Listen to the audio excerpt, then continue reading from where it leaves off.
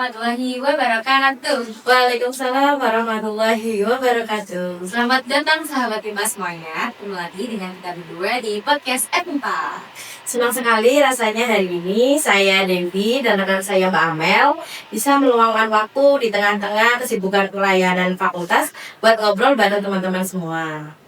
Betul banget Mbak Dev. Kalau ngomongin kesibukan dari Epipa tuh emang gak ada habisnya ya. Betul. Mulai dari urusan surat kuliah mahasiswa, koordinasi bareng dosen, dan persiapan agenda fakultas yang super padat. Betul Mbak Amel. Tapi tahu nggak sih Mbak Amel, di tengah rutinitas yang kita kelihatannya tuh administrasi banget gitu ya, sebenarnya tuh ada esensi dakwah di dalamnya Mbak Amel. Terutama terkait tema yang akan kita angkat hari ini, yaitu berbuat baik kepada semua makhluk Allah. Wah, menarik nih Mbak Dev. Seringkali kan kita mikir ya, kalau berbuat baik di kantor itu cuma standarnya dibagi teman kerja aja. Padahal kayaknya konsep rahmatan lil alamin atau Islam sebagai rahmat alam semesta itu cakupannya luas banget ya Mbak Dev. Luas banget Mbak Amel. Semesta itu kan isinya nggak cuma manusia aja ya. Di lingkup kecil fakultas kita aja ini tuh kita hidup berdampingan dengan makhluk lain nih. Contoh kecilnya itu kan sering ya kita tuh punya kucing gitu ya.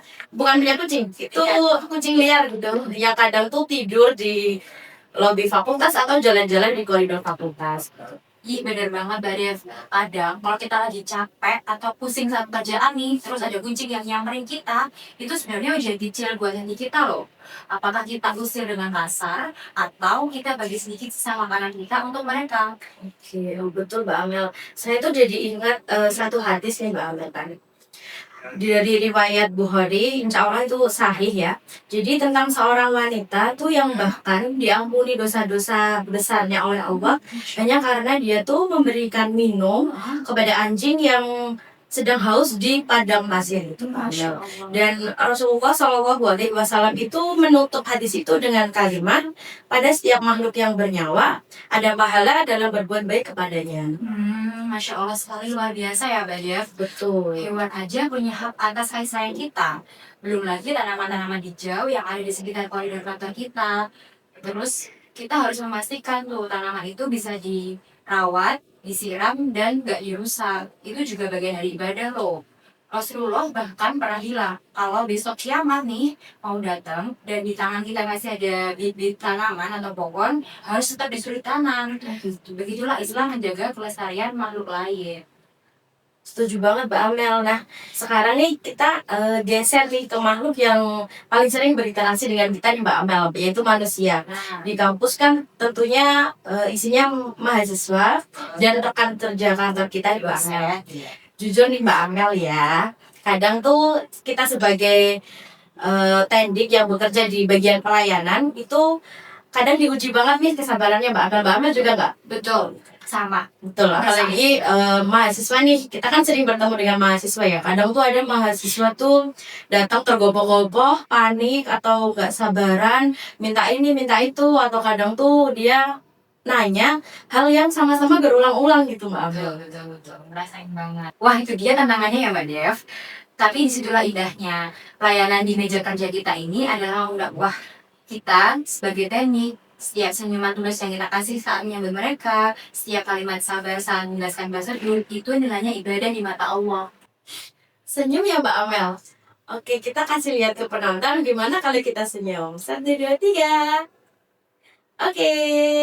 Jadi mempermudah urusan orang lain itu adalah amalan yang luar biasa Mbak Amel. Itu tuh amalan yang insya Allah dicintai oleh Allah. Karena janji Allah itu kan jelas ya. Allah akan menolong urusan hambanya jika hamba itu tuh mau menolong saudaranya. Jadi rasa capek kita melayani mahasiswa, mengetik surat, memverifikasi data, atau melayani dosen gitu kan Mbak Amel, itu tuh kalau kita niatkan karena Allah, insya Allah akan jadi berkah. Termasuk juga cara kita berbuat baik ke lingkungan kantor kita sendiri Mbak Dev. Betul. Sesederhana mematikan AC dan komputer kalau ruangan mau ditinggal pulang. Jangan sampai kelupaan. Atau pijak dalam gunakan kertas. Itu adalah bentuk ihsan kita dalam menjaga fasilitas kampus agar tidak mubazir. Gitu Mbak.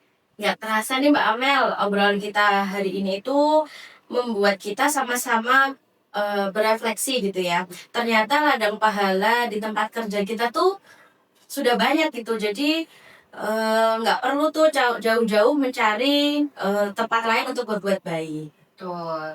Nah, kesimpulannya, kesalehan kita itu jangan cuma berhenti di atas sajadah saat sholat saja, tapi harus mengalir ke meja layanan, ke cara kita memperlakukan lingkungan sekitar, dan bagaimana kita menyayangi sesama makhluk. Betul.